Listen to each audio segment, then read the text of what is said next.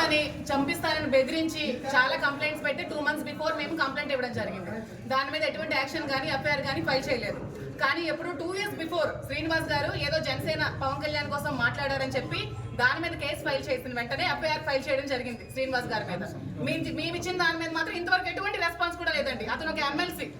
So మాకు ఇంతవరకు మాకు కట్టి మాకు రావాలి కదండి. కేసు కట్టి కాపీ ఇవ్వాలి కదండి, మాకు కాపీ ఇవ్వాలి కదా.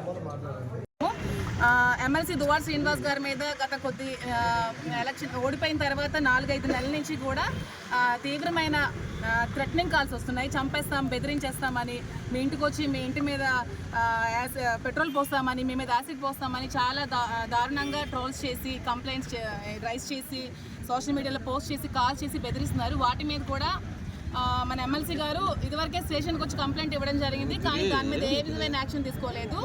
కానీ మన దువ్వాడ శ్రీనివాస్ గారు 2 years బిఫోర్ జనసేన వాళ్ళ మీద మాట్లాడితే దాని మీద యాక్షన్ తీసుకొని 41 నోటీసులు ఇష్యూ చేశారు.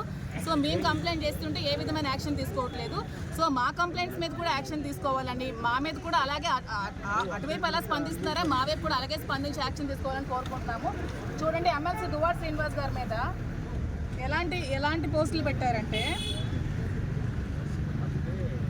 ఎప్పుడో 2 years బిఫోర్ చేసిన వాటిని మీరు ఎలా కంప్లైంట్ తీసుకుంటున్నారండి? మరి ఎందుకు తీసుకోవట్లేదు మేము అడుగుతున్నాం.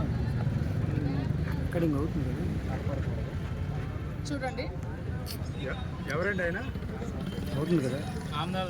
ఆంధ్రప్రదేశ్ జనసేన ఇన్ఛార్జ్ అంట పేరు. చూడండి, పేడాడి రామ్మోహన్ అనే వ్యక్తి అమ్మకి తిట్టి బూతులు తిడుతున్నారు.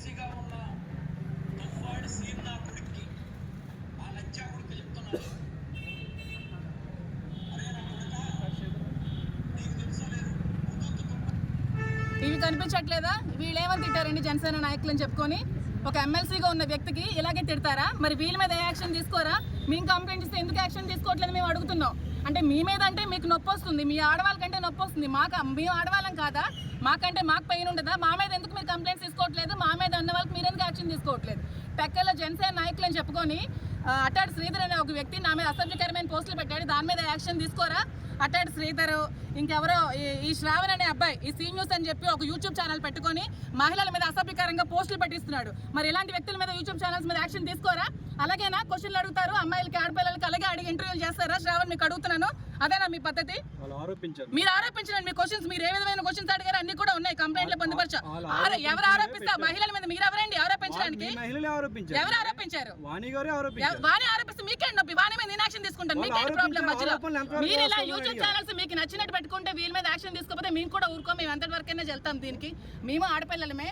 హోమ్ మినిస్టర్ గారు చెప్పారు కదా, ఏ ఆడపిల్లల మీద అసభ్యకరమైన పోస్టులు పెట్టిన యాక్షన్ తీసుకుంటామని. ఖచ్చితంగా మేము తీసుకోవాలని కోరుకుంటున్నాము. మేము కూడా మహిళలమే కాబట్టి మా మీద ఖచ్చితంగా మీరు యాక్షన్ తీసుకోవాలని. ఇంకా మా వాళ్ళు కూడా మాట్లాడతారు, వీళ్ళ మీద కూడా ఎటువంటి ఇబ్బందులు గురవుతున్నారో వీళ్ళు కూడా చెప్తారు. మాట్లాడండి.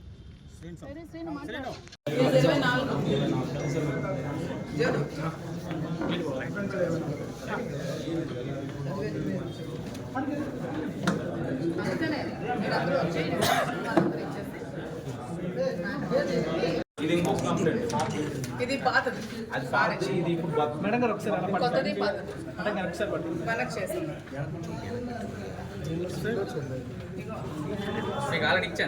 ఇచ్చారు ముందు పేపర్.